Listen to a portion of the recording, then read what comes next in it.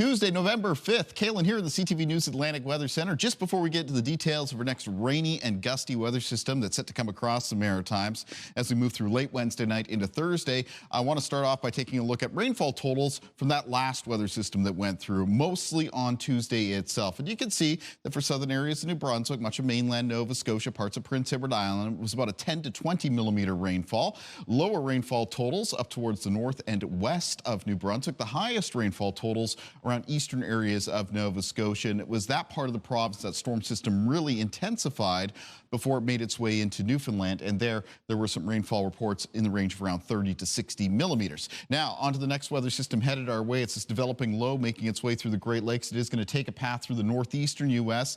and then up along the Atlantic coastline of Nova Scotia. Rainfall amounts of this weather system, the most widespread soaking rain will be for the province of Nova Scotia, where it'll be a general 20 to 30 millimeters of rain with a chance of pockets as high as 30 to 40 millimeters. 10 to 20 millimeters expected around the Bay of Fundy coastline in New Brunswick and for eastern parts of Prince Edward Island, and lower rainfall totals for western PEI and the remainder of New Brunswick, which looks like it'll pick up maybe some amounts of a few to several millimeters, though with some flurries mixing in, and more on that in the timeline in a moment. Now, like the previous weather system that went through, this one's got some gusty winds with it as well. Already Thursday morning, wind gusts picking up to the range around 50 to 70 kilometers per hour for coastal areas in the southwest of New Brunswick and the southwest of Nova Scotia. By the afternoon, the region will be into some widespread gusts of 40 to 60 kilometers per hour, except up to around 70 for exposed areas of the coast and higher terrain. Now, winds remain gusty out of the northwest into and through Thursday evening and Thursday night, diminishing a little bit for Friday, though Friday's winds I would still describe as blustery because they'll have some gusts between 30 and 50 kilometers per hour.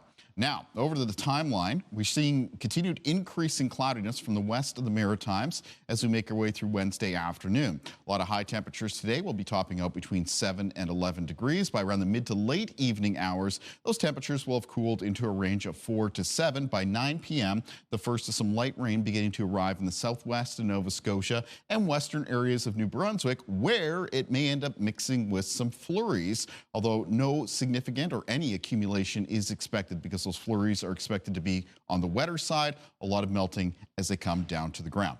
Now, during the overnight, the rain's moving in earnest, especially for Nova Scotia, maybe heavy at times, and it will be clearing across that province from the southwest to the northeast as we move through Thursday morning and Thursday afternoon. Cape Breton will be last out of that wet weather. High temperatures on Thursday will be in the range of around 4 to 9 degrees. Now, this is going to be the latest in a parade of low pressure systems, rainy weather systems to come through the Maritimes. The next one is lined up for Saturday, rain and showers with that, and then another system lined up for the start of next week on Monday. You can find news and weather updates anytime at ctvnewsatlantic.ca.